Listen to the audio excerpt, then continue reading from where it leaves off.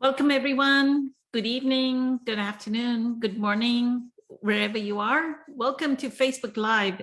It is the 25th of January, year 2023. Can you believe it that the first month of the year 2023 is over already?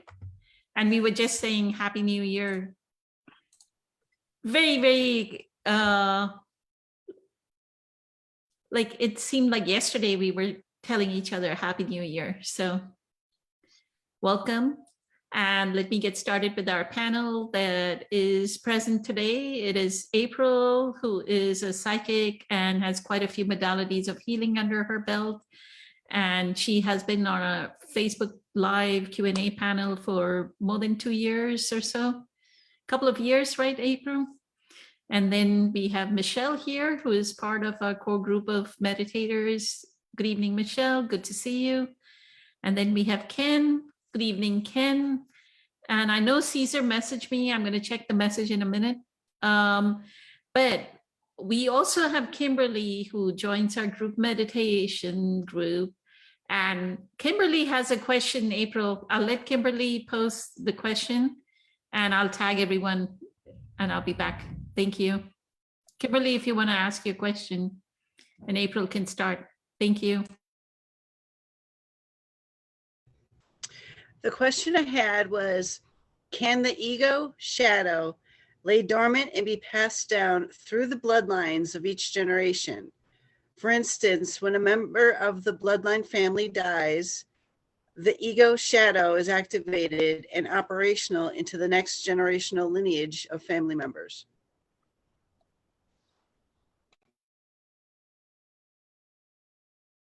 That's an interesting question.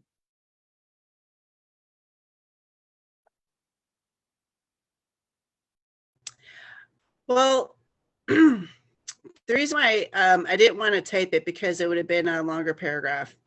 Okay, so for instance, I'm a tribal member of the United Tribes of Wisconsin. My great grandmother, I found out in 2013, she was the medicine woman for the tribe. Mm-hmm. And my mother told me this, that we are not Turtle Clan, we're Wolf Clan. So finding that out in 2013 was, you know, I grew up knowing that I'm Oneida Turtle Clan, and the clan system is very important in Native American tribes. While being the medicine woman of the tribe, like I said, my grandfather was born in 1904. So this was like the era of like the late 1800s, early 1900s, that she was the medicine woman. Now, with this, my tribe, the Oneida tribe, they look 7 generations ahead for everything. However, I did not grow up on the reservation, so I only heard stories through my mother and uncles about the Oneida, what the Oneida people did. So with that, when I say the ego and shadow, I'm not talking about trauma. I'm talking about, let's say my I never knew her, but she deliberately looked 7 generations ahead. So what I've been experiencing is my uncle died in 2008, and it's like, it seemed like it triggered something, because I remember getting told, because I'm not living near him, and when I says, well, that's odd, because I felt like a whole zap of energy came into me. My mother and aunt are still alive, so with that, when the reason why I say when family members die, I didn't grieve my great grandmother, but it's like when they die, the next generation is activated. So that's kind of more of a tidbit of the question that I asked. So about how that's different than the normal ego shadow concept. The ego shadow concept is usually well, ego is associated with pain body. So is like shadow self, but you're talking about something completely different. Um,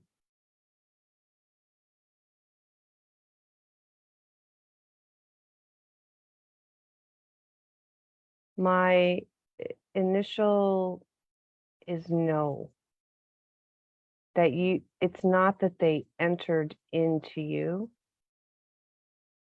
but it would more be, so I guess in the sense, the ego shadow, in the sense that you're using it, like it could be like it's your time to come online, your time to connect with that information. It's already passed down. It's already in your bloodline. It's already in your DNA. It was already there. Now, what I have found is that as my family members pass,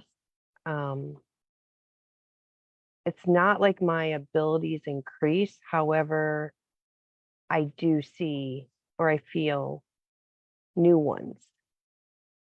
That makes sense.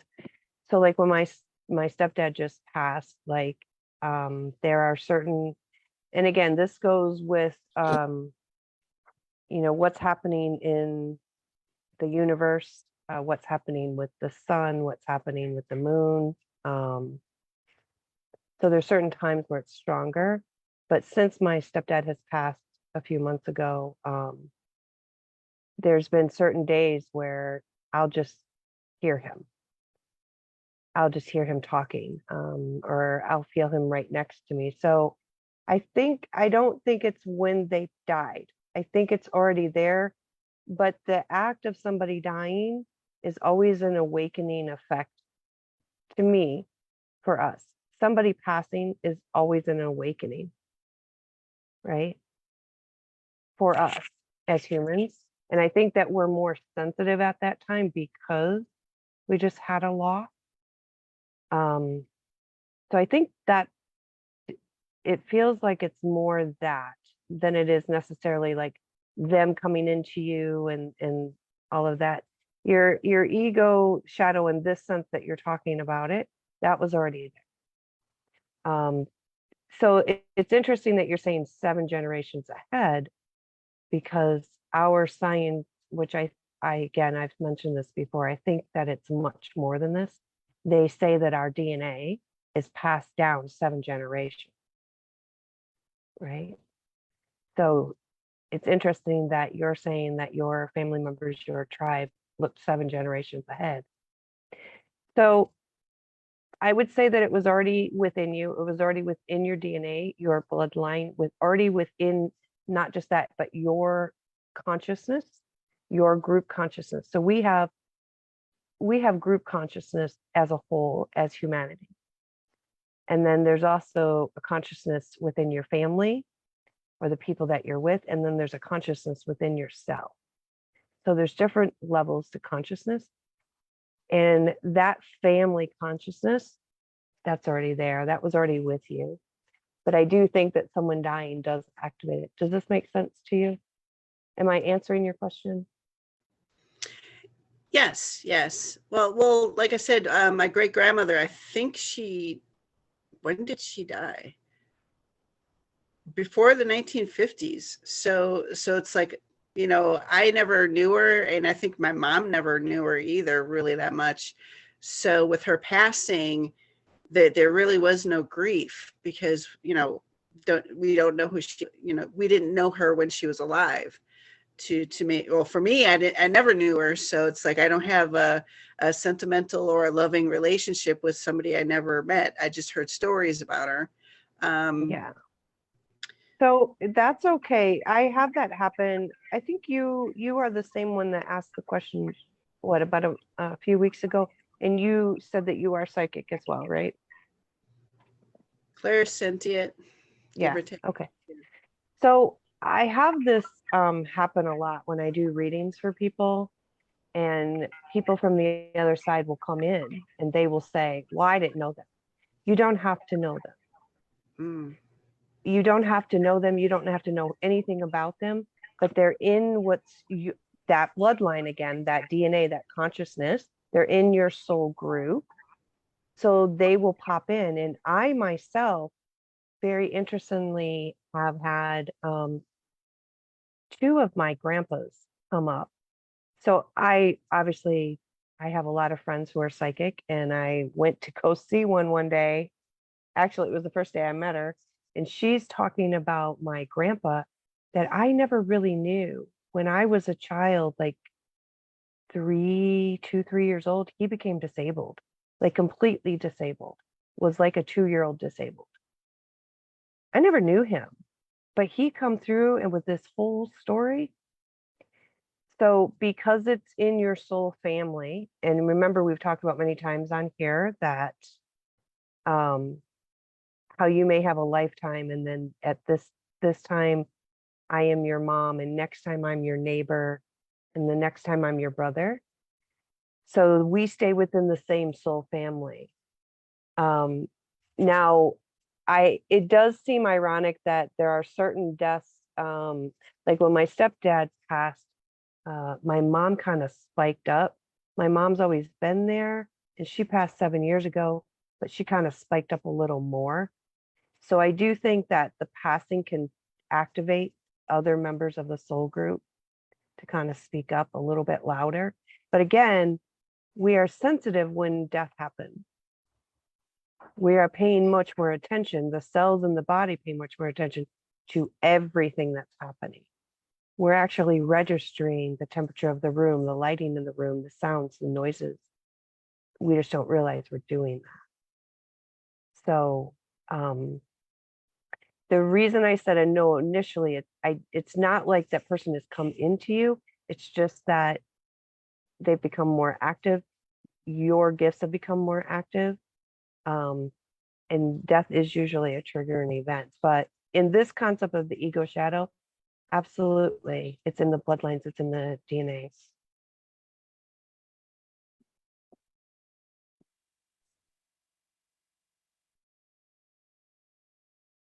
Makes sense, Poonam? I'm just trying to grasp the question. Can the ego? The ego shadow here is not what we talk about. She's not talking about the normal, like we talk about ego with pain body and like dark night of the soul, your shadow. That's not what she's talking about. So do you want to tell her, like explain again, Kimberly, what you mean by that? She means it in her generational line.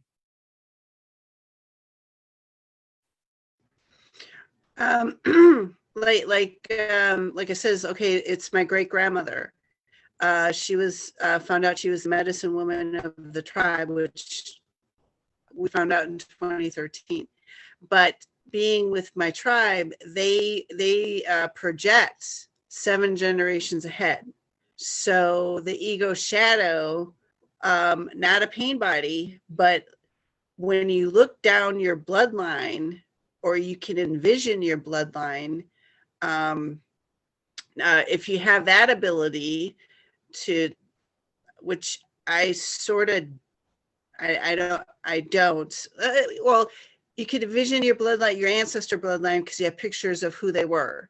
But some people, they can envision their bloodline of those not born yet and what they look like. So when you think 7 generations ahead, you like imprint the ego shadow in your bloodline.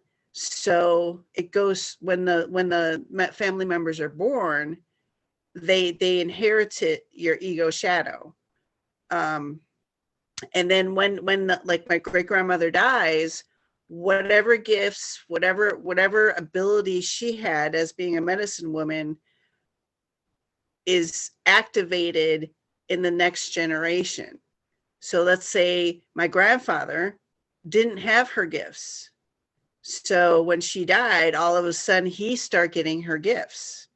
So that's what I'm saying, the ego shadow, or I want to say gifts also being passed down generations.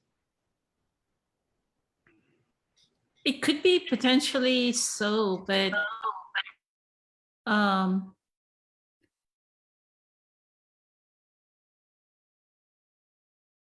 I think so using the word gifts makes it more clear, but the thing is that they would have already been there.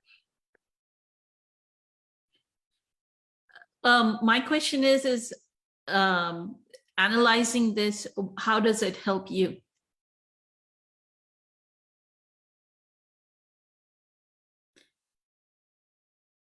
Analyzing this aspect that they may be, and the ego may be passed on. So well, one thing, right, Kimberly, or anybody that is asking a question, just like Abraham Hicks says, we are shown a contrast, right? We are shown a contrast so that our consciousness expands. So you want your consciousness to expand, not contract.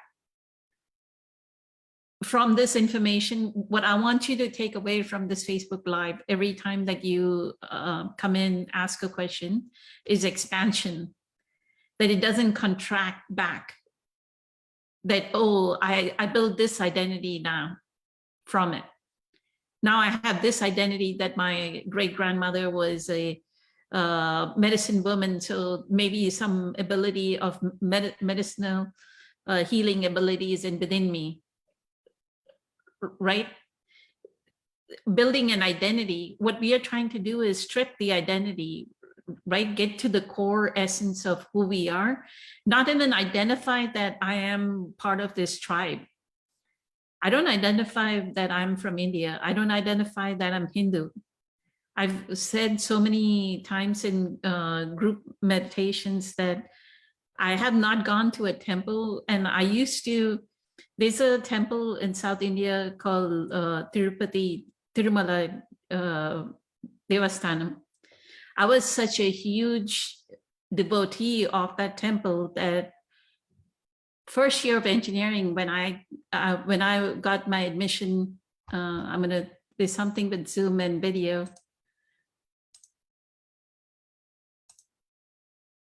First year of engineering, that I got my admission into an engineering college, and it's very unknown at that time for women, children to be admitted. Now a lot of women join, these younger generations, a lot of women have moved into male dominated professions, right? At that time, it was not heard of.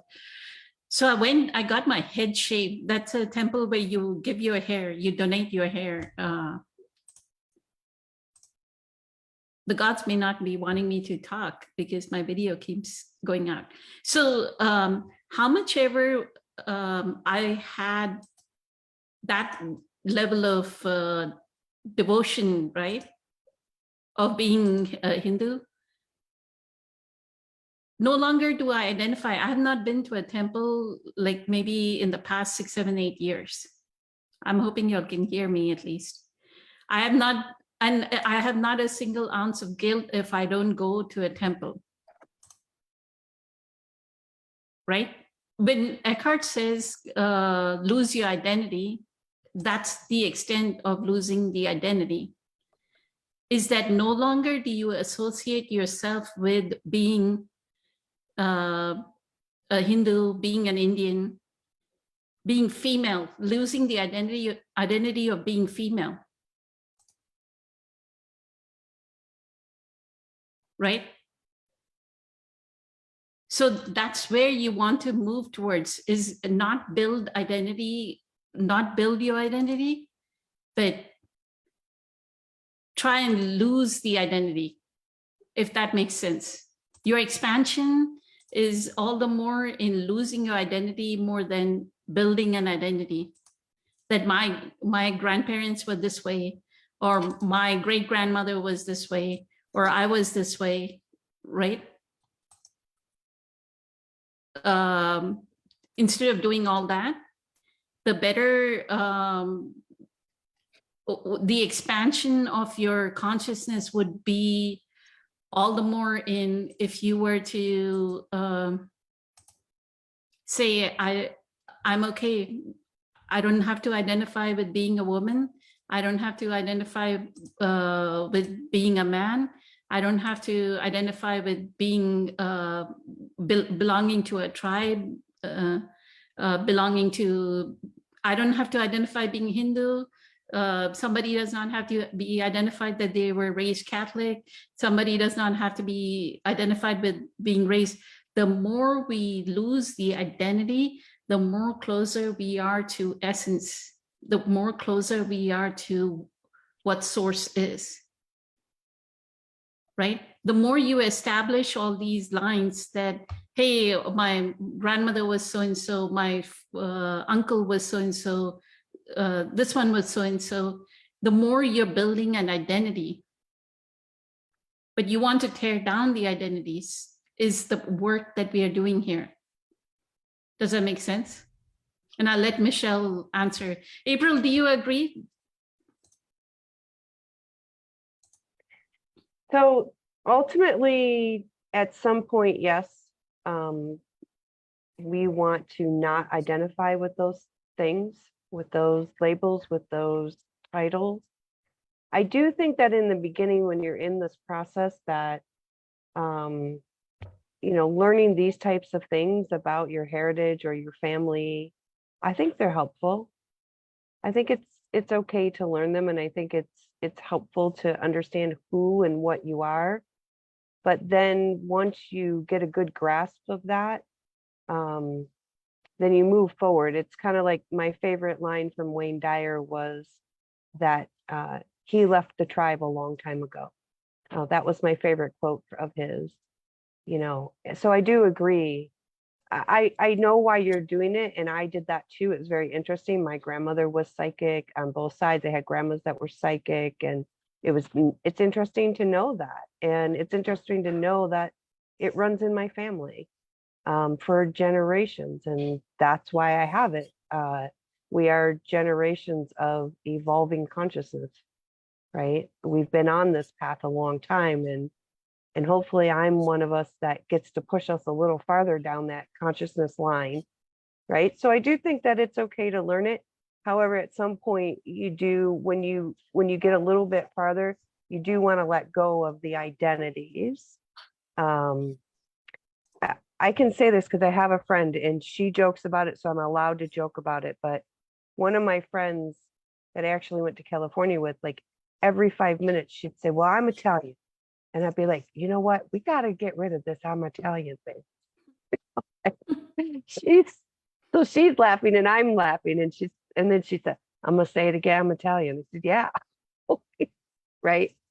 So yeah, at some point you'll want to look at those labels, and, same concept of Eckhart saying, can you look at the tree without saying a tree? Just enjoy the space in front of you. Right. So. Thank you, April. Michelle, did you want to answer? Respond to the question. Thank you. Yeah, I guess this is a field that's beyond my kind of scope, but what comes up for me as hearing the conversation is I tend to kind of agree with April in the sense that maybe there's a link here to her dharma within the blood generational line, especially if something's been activated in someone's past in you, and so something you're starting to sense this direction, or something's coming up where there's this ability that's being cultivated, and maybe that's something that you resonate with and you would like to investigate further. There might be something there, I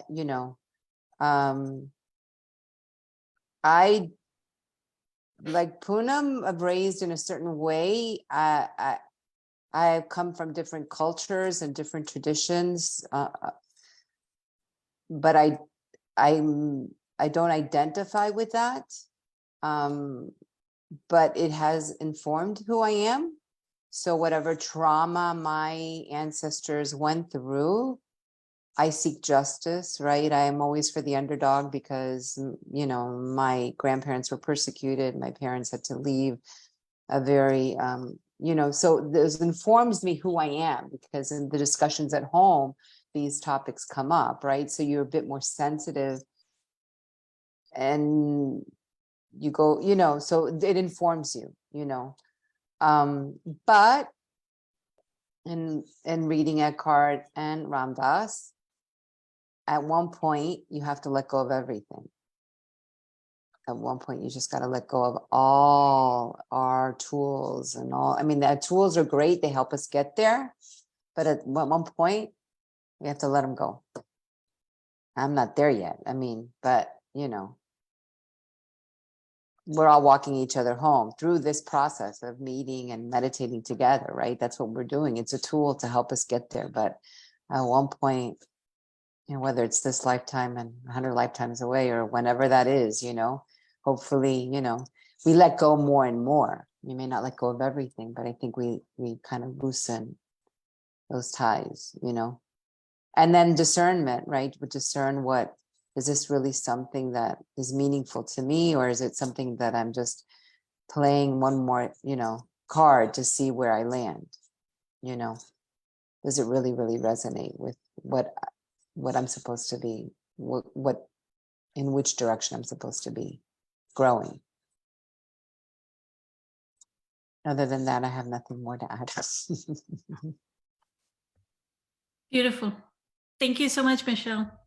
And that's what I feel, you know, like to me, it is the sense that, okay, you were brought up a certain way, lose your, what Michelle is saying, let go, right? Once you let go, can you get to the point that you are so disidentified with it that you can just lead your life in the freedom of being detached from whatever it was you were identified with, right? Like, Yeah. to me, like going to a temple, I don't need to go to a temple for a person that was so devoted that they needed to go to a temple, give an offering, and that was meaningful, right?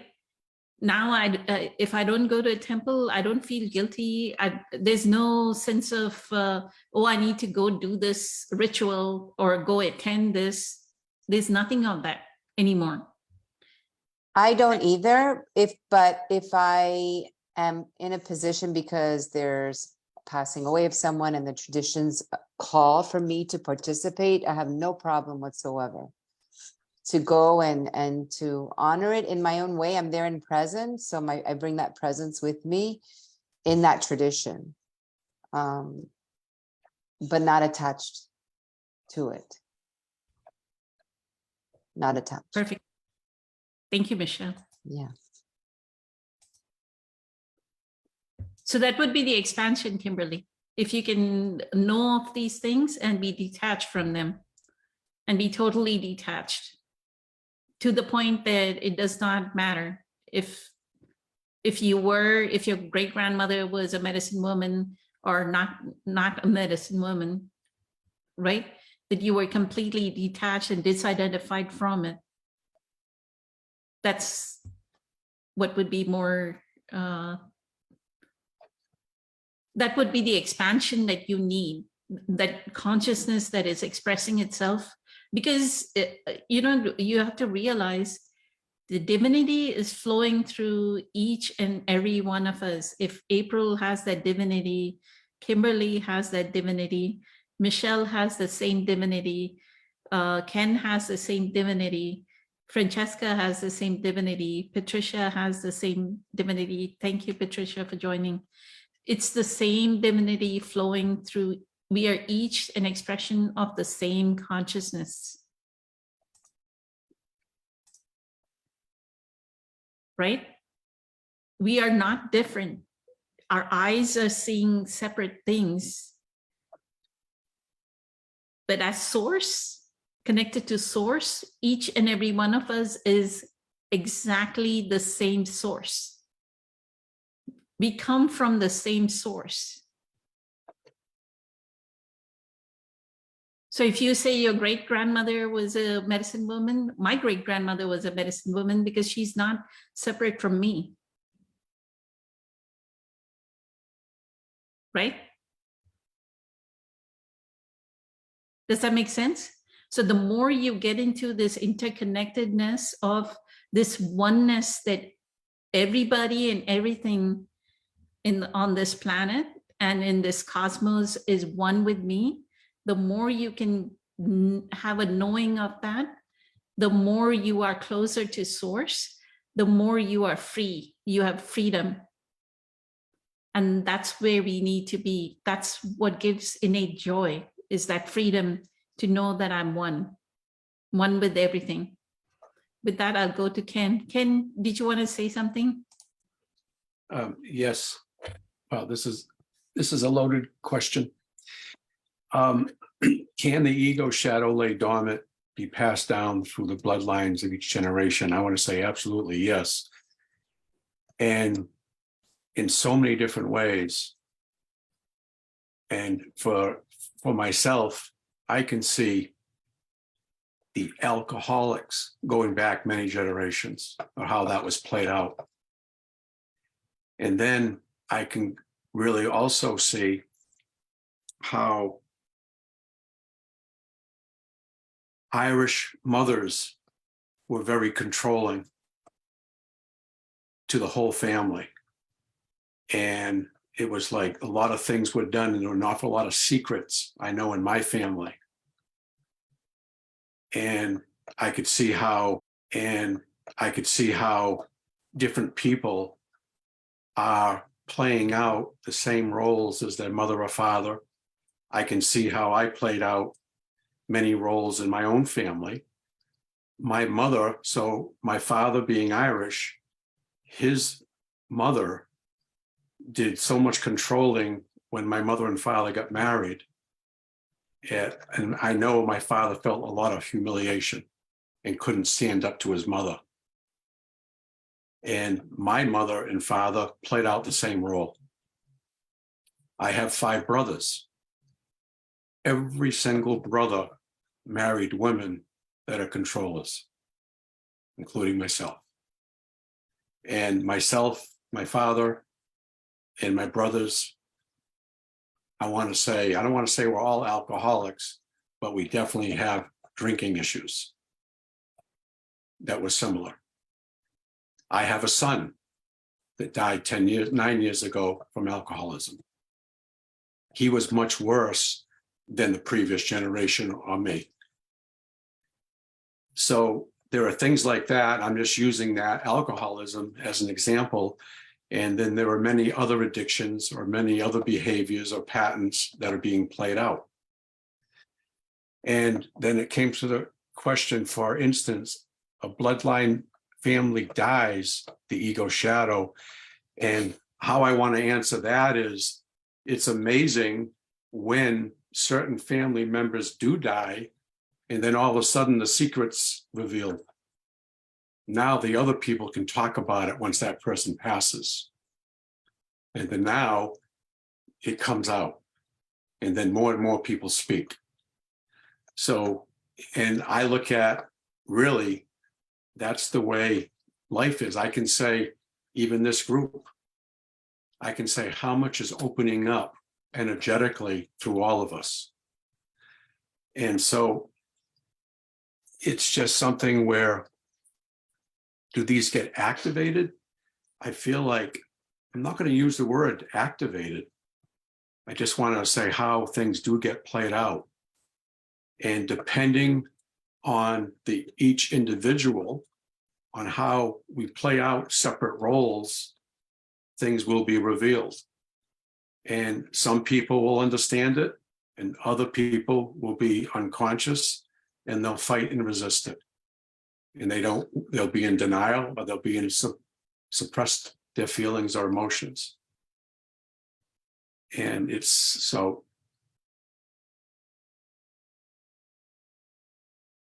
But definitely things are being passed down. And it's really, really strange too. And 3 weeks ago, my niece and I connected. And we had long conversations about things. And she says, I can't believe, Uncle Kenny, how many things that we're talking about, I have not been able to talk to anybody else. And they've been inside of me. And I feel so much freer because I've been heard and I'm not being looked at or judged by the rest of the family. And she has major issues with her mother. My brother has 6 kids. She's the 4th one down. I'm the 4th one down. Whether that comes into play, but then she says she never got the attention. And then she says certain siblings are spoiled. And then she looks at herself, and then I started saying some of the things that I'm seeing as positive traits because I didn't get the attention. But then I said, look how far I've moved. Now, the ones that were enabled, the ones that were spoiled, the ones that were given more things, look how far you've come because you had to work through those issues. And she went, oh my God, I never realized that. And I'm still resentful or angry at them. And I says, well, now you know that, let that go. And look how much more how far you've come. So these are just things that do happen in the ego shadow, what things are passed down. We're going to get positive traits and we're going to get negative traits. And then we can look at the spiritual family. I kind of look at, that's a different type of family. Now I'm with my spiritual family. A lot of my family members, I can't talk like this. So I'm really disconnected. I'm closer to all of you than I am with my family of origin. And they're the ones that have the secrets. They're the ones that are going through stuff they haven't let go. They're still circulating and talking about the same things since they were little kids. So in lots of ways, they haven't grown.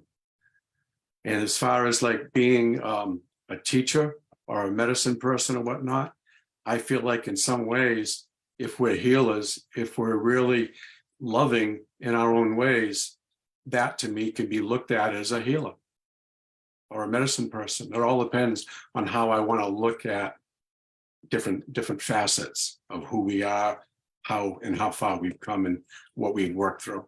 So that's all I have. Thank you. Beautiful. Thank you so much, Ken. Michelle had a question where she said, is that addiction being passed down in the DNA or is it conditioning or both? If you ask Anthony William, medical medium Anthony William, he would say that addiction is caused due to heavy metals in the body. So it would be DNA, like the heavy metals already in the great-grandfather, grandfather, and then the more we get exposed to environmental toxins, right?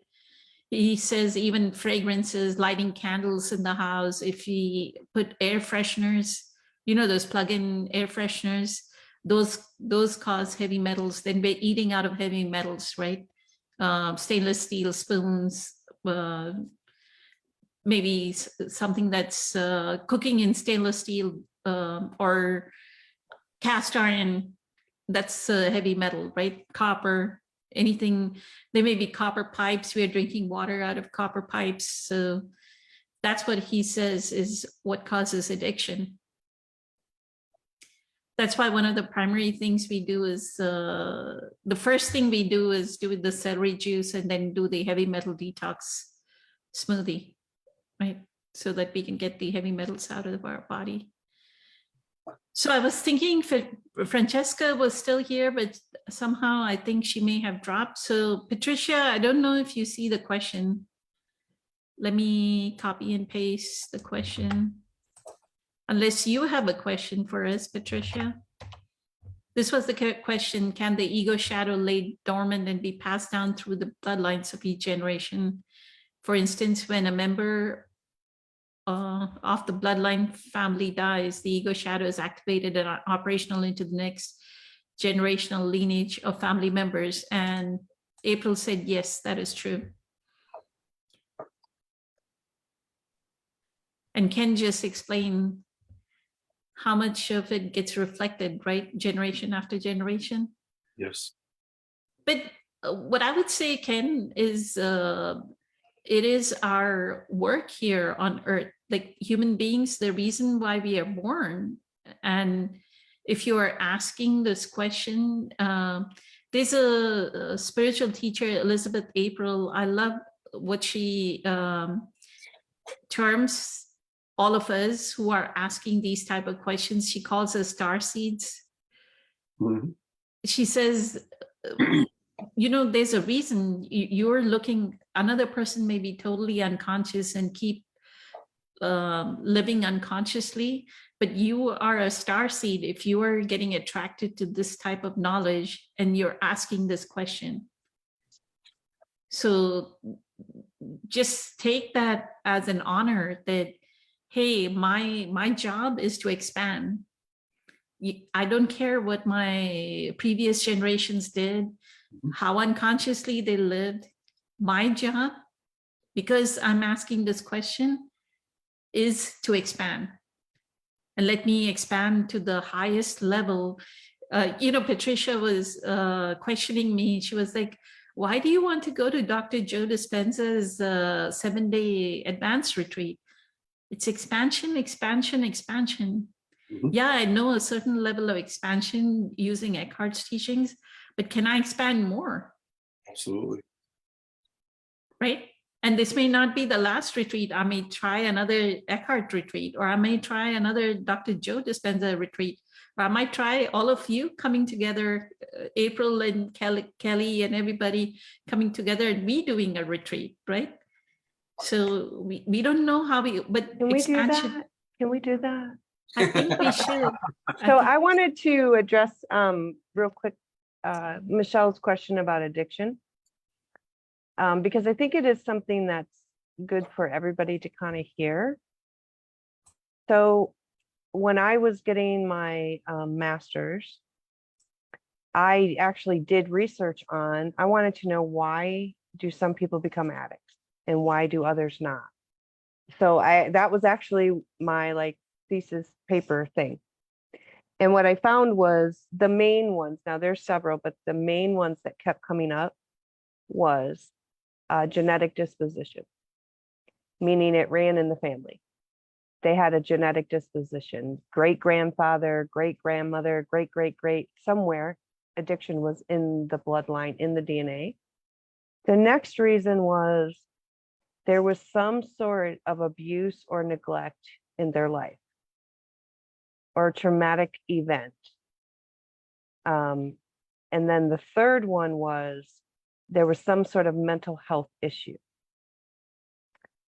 So those were the reasons. Now there's been studies that have been done with twins separated at birth from addict parents, but they're separated and one becomes an addict and one doesn't.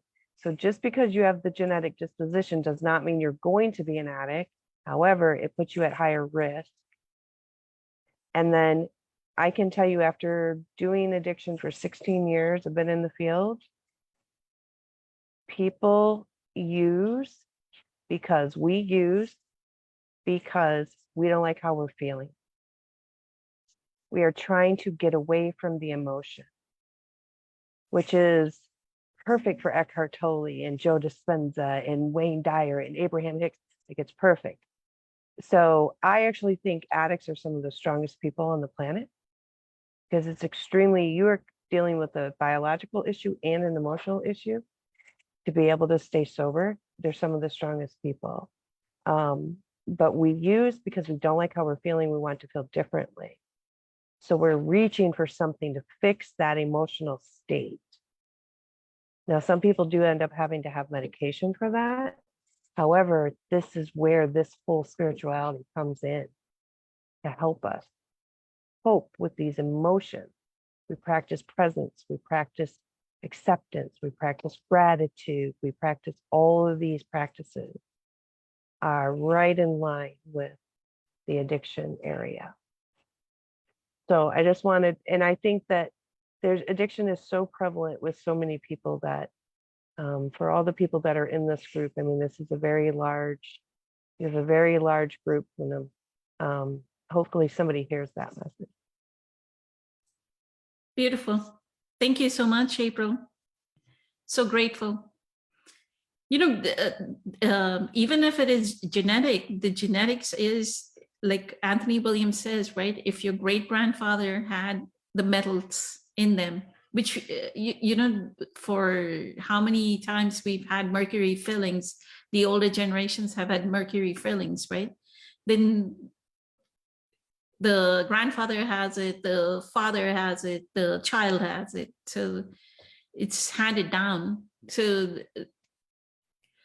if this whole earth decided to do the cleanse, right, the physical cleanse, then that would help immensely, but they won't because they are addicted, right? It's easier to take that bottle of alcohol and drink it, or have that smoking and do the smoking, or the weed, and but these are all panaceas. They're like just external things. You're looking what is truly who we are, where the answer is. Who we truly are is where the answer is. We are looking for band-aids outside, right? To fix, to know who we truly are. So with that, Patricia, did you want to say something? And how was your day and your week? Thank you. Thank you. I'm so glad I was able to make it. My week was okay, and I think that I'm going through major changes due to Joe Dispenza's meditation, blessing the energy centers. Something incredible is happening, and it's almost, I don't think I can describe it, but I did. Thank you, Michelle, and thank you so much, Poonam, for including the introduction on the and driving my attention, because my normal self would let's just skip it because I want to do meditation.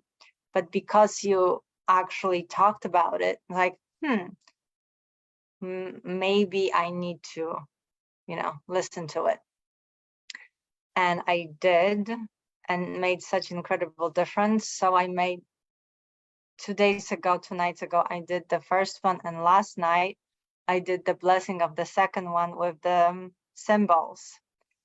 And I was observing my head, and I recommend it to everyone. I mean, that's an incredible experience that you can't, which my brain, I guess this is part of my ego, that's from generations, are trying to control. Like, this is how it's gonna be. I'm gonna tell the experience how it's gonna be before it happens. And I'm gonna decide, that's my dad, by the way, controlling ego, how everything's gonna be. And I don't know if you can call it a narcissistic personality of ego, but I guess he's also bipolar. So I was actually worried that I'm gonna get that bipolar stuff. And so I'm observing this because I now, thanks to the group and doing the practice and other meditations, I do have much more observational power in the moment. So I'm listening to the introduction, and I'm in the beginning for the first 5 minutes, my brain is so into it, so focused. There's no ego, just facts, listening. And when it starts getting a little bit uneasy, I see that my ego is like, oh no, I heard it before, blah, blah. And he's talking about symbols for centers. It's like, oh no, I don't know what symbols I'm going to choose. Like, how does it matter? It's like, I hear that chatter. I was laughing to myself. It's like, okay, I'm going to do the meditation and see what symbols are going to come out. And I did the meditation, and the most incredible things happened as he was going through it. I just saw in that blissful feeling, but now knowing what is happening, my brain finally let go. Because there was no worries. I knew the process, and I just let me give it a try. So I kind of trained my brain. It's like, okay, I fed you information. Now I'm having the experience, and you need to back off from your judgments, from your questionings, from anything. So I had the experience. It was, like I said, incredible. And today's day was amazing. So, and Kimberly, last week when we talked about Kelly, and Kelly was here, and also Caesar, and we talked a little bit about this reptilian, right? I think that was also your question, wasn't it? About that reptilian in us, right? Wasn't that something that came up? I think when I watched the Q&A last week, that I think that was a question that Poonam wanted to go further in depth with Caesar, because I think Caesar brought it up, saying that he has alien DNA when he took that ancestry. Okay, right. Because I Or remember, yes, Kelly something like Kelly was that. addressing your So I question. think it was a question that they wanted to have Mhm. this week Okay, right. I remember, yes. from if it's ghost attached or somebody's demonic. Right. A It was, yeah, demonic, okay. It started, yeah. That was Kelly and Kelly first talking about a question. So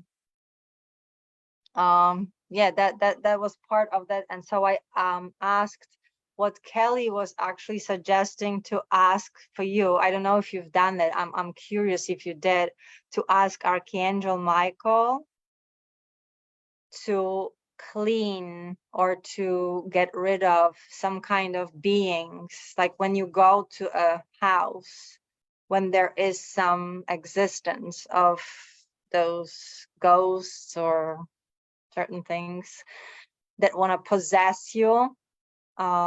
He said he always asked for Archangel Michael's help, and I never really seen anything, but I figured maybe he can help me get rid of the shadows from my past, because they're still hiding so much, and I'm trying to be my new identity, but I'm not even aware of, even afraid to face certain one of them. So I'm just like stuffing them down.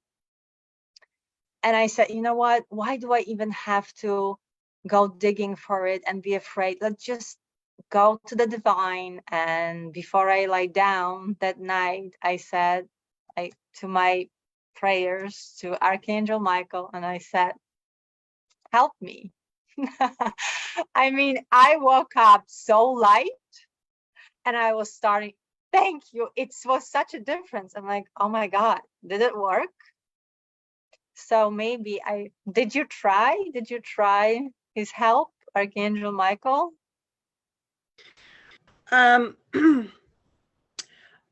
Whenever I do my rituals, I call in all of the archangels. It's not only Michael, it's Raphael, Ariel, and Uriel. Calling them in together when you do your rituals. But when you're in a time of crisis, or if, like you say, you go into somebody's house and you call in, I call in Jesus, because I think last week Kelly was saying the light and everything. But Archangel Michael, after last week, I got more books on him, because from what I know of him and from what Kelly was describing him as a cleaner, I haven't come across that. So I'm still researching Archangel Michael, because I know he is the one with the sword. And I could have swore he's also one of the archangels mentioned in the Bible. So when Kelly described that he's an actual cleaner, that you call him in, and he's the ultimate cleaner, because that's his job and everything. I says, whoa, I haven't come across that. So I've been spending the last week just working and all this other stuff. So I'm trying to find time to do more research on Archangel Michael. But he is, from what I gather from what Kelly said last week, he's more like a warrior, when you're dealing with stuff like that. So that's why it's like, oh, because my rituals before, it's when you call in the four corners of, north, south, east, and west in your rituals, you call in the archangels. So that's just a little bit different. My different experience of working with Archangel Michael. So that's kind of, I know there's in the Catholic tradition, I could have swore they got medallions of Archangel Michael, and I think I picked one up to carry with me for protection. So that, and I might have done that maybe 3 years ago, not realizing, I was like, oh, this is cool. Let me take it and carry the medallion with me everywhere I go. So yeah, that's just something that when you call on like Archangel Michael, it's everyone has different experiences with it. So your experience was different than mine. Even, everyone has different experiences. So yeah, that's just, it's like learning something new. So now I got to do more research on the subject. But that's good. I'm glad that, Kelly suggested it so you could do that. And you're right. I think it's with everything, with Dr. Joe's meditations, with even Eckhart's teaching, we all pick up, even with medical medium, they all say it's gonna go different because of our soul's contracts. Like April says, it's our whatever specific circumstances we have. It's what we need. You specifically need, Ken needs, April, Puna, Michelle. It's like, I need that. And this is how I'm living it. So it's like, it's very unique, but it's good to have that help. And even with those healings, right? When the light is coming to you, it's works specifically on you. So we talking about our experiences, but it's very unique how it works on your body because there's only one you, right? So maybe I don't do those rituals. I just close my eyes and I just, with the love in my heart, asked Archangel Michael to help me be less heavy. I said, I can't fly because there is so much and I don't even know what it is. So could you please, please take it. And I had such a better day. And even today, the second time, and with the meditations and I've been having the diet since almost like year and few months. And I know in my family that the heavy metals are so crazy heavy. So I don't know how many generations back we are accumulating it. But when I saw your question and April was talking about the ego, from what I thought that, it's ego, and from the talks I've been hearing, it's not really DNA. That's what they're saying, that it's the environment that it's conditioning us. Even Anthony Williams says the same thing, that it's not DNA. There's like a lot of people believe that certain diseases, cancer and stuff, it's all DNA. And he's saying, no, it's not. The same is Joe Dispenza. And this is like a different knowledge because traditional medicine will say certain ways. And then more and more right now is going through that energetic stuff. And if we realize that we are energy, and time doesn't really exist, it's an illusion, just in that dimension, the ego is always here. And we're pulling that experience based on our vibration.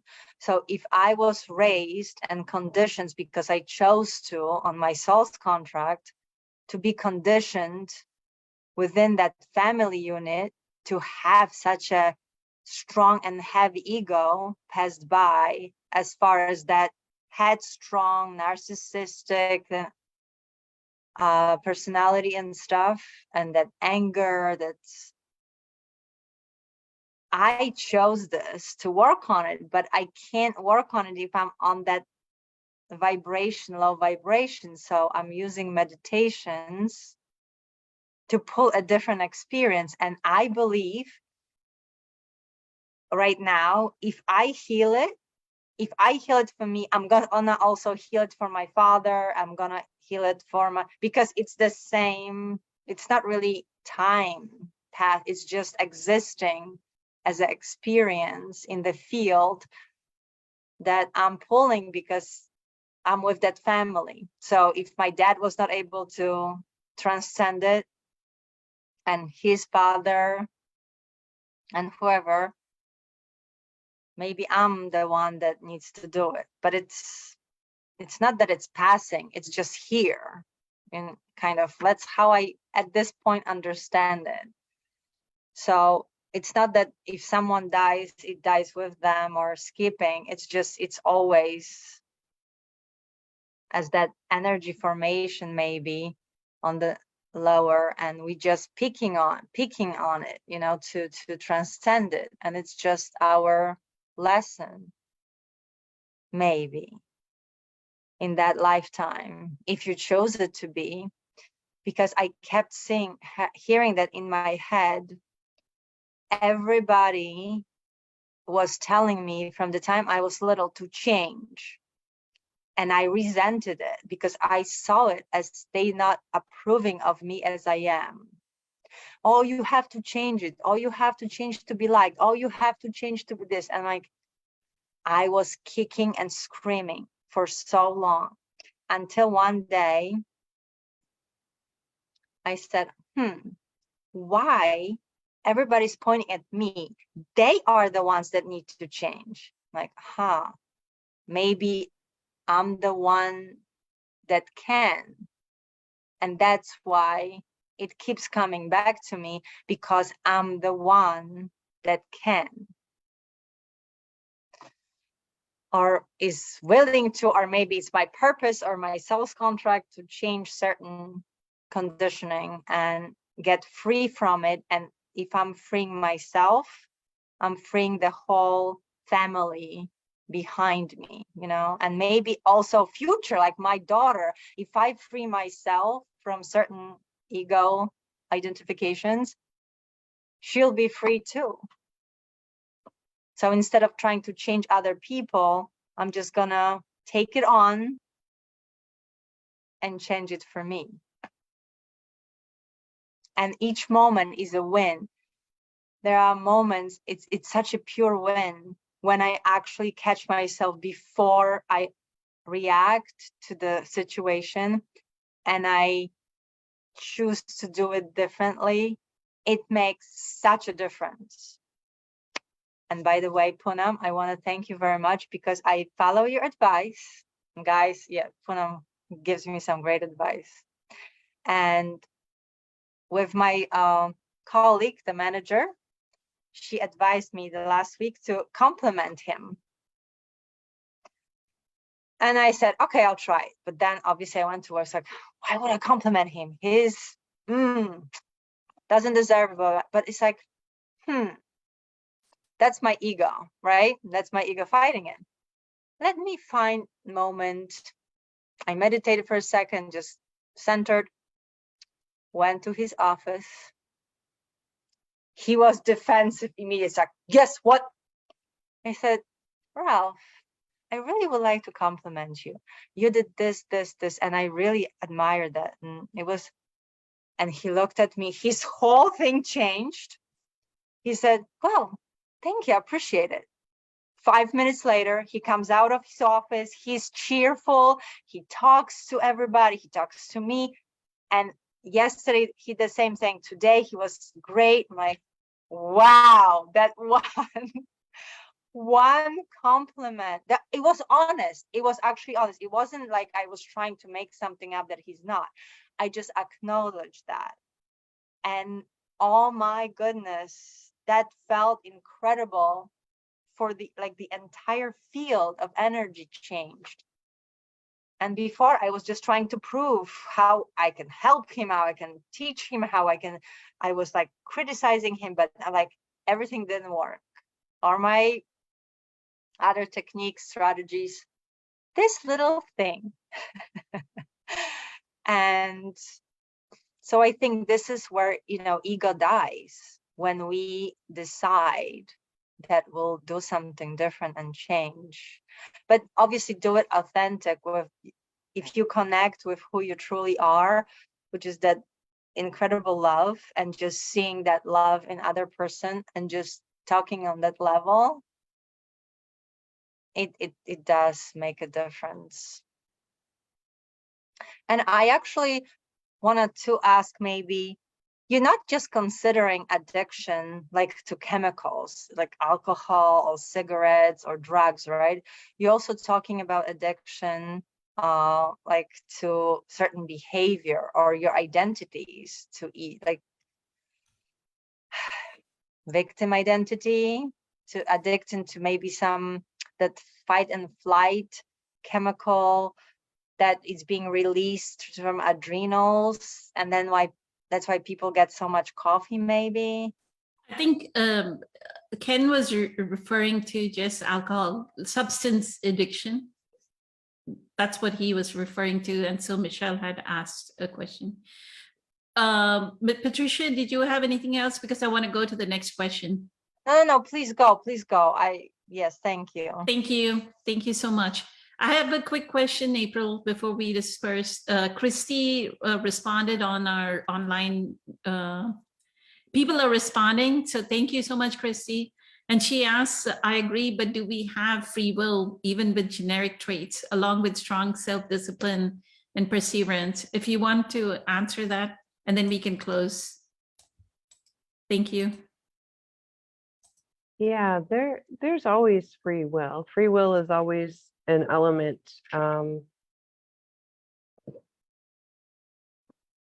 In your life, in your soul's plan, there's always there's always choice.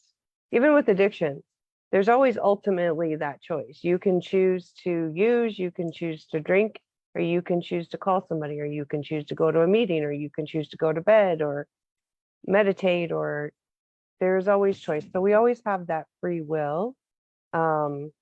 Genetics are a component, but that doesn't mean that they are a trap. That doesn't mean like you're stuck.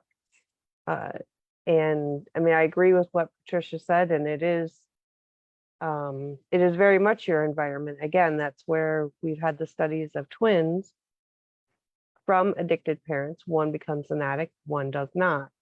The twins are separated at birth, they're adopted out. And then one becomes an addict and one doesn't. So there is always the free will.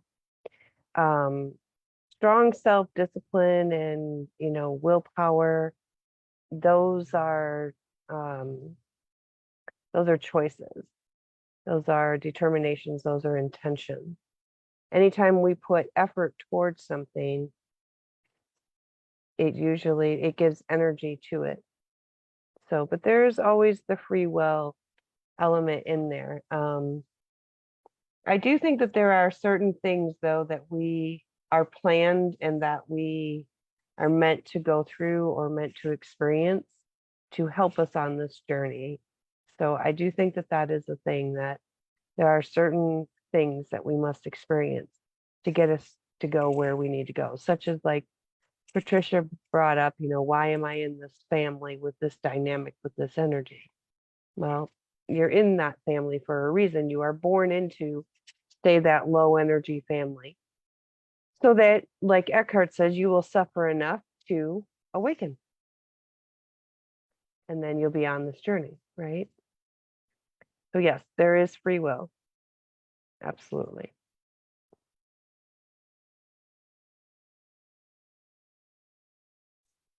Thank you so much, April. One of the things I wanted to clarify, Patricia said both Dr. Joe Dispenza and Anthony William talk about environment. They talk about environment in two different senses.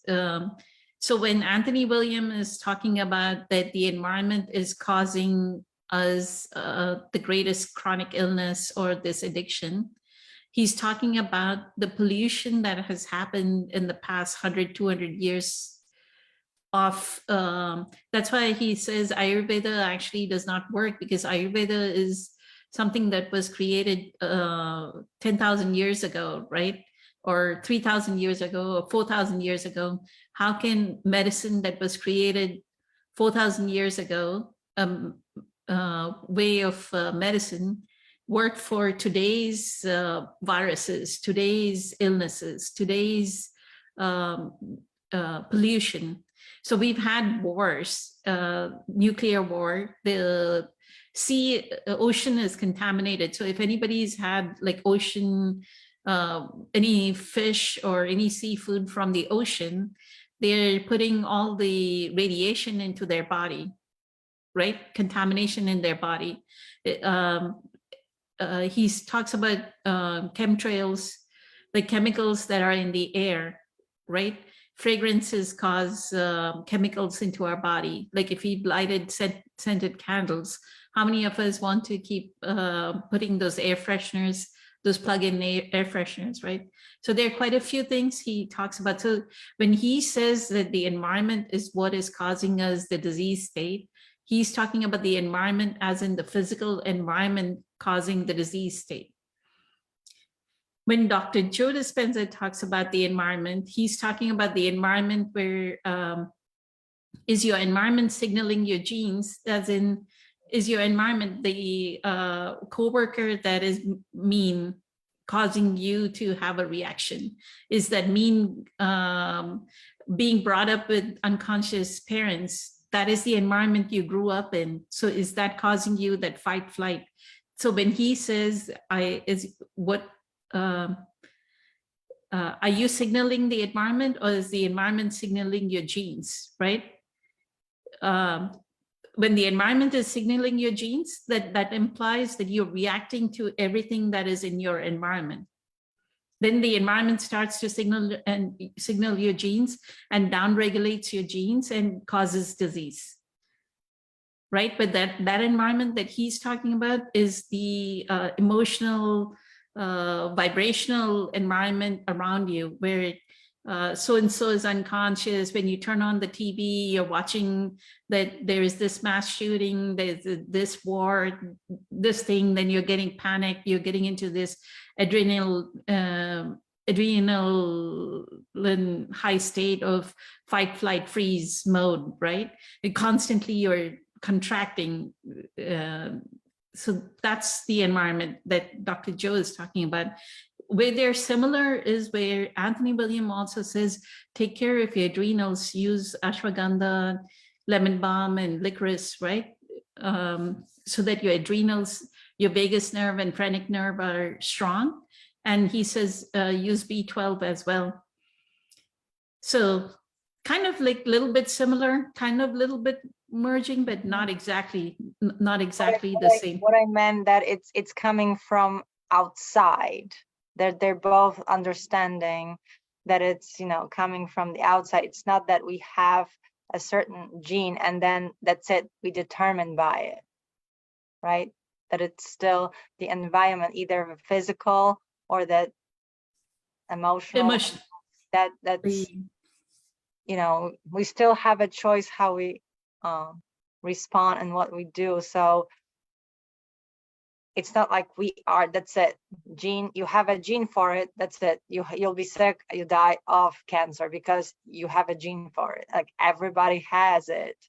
But if we decide not, the environment not to signal it in a certain way, and we responded differently by doing what medical medium is doing or what doing meditations, we still have a say to how. That's where free will comes in. That's the free will to do the right thing.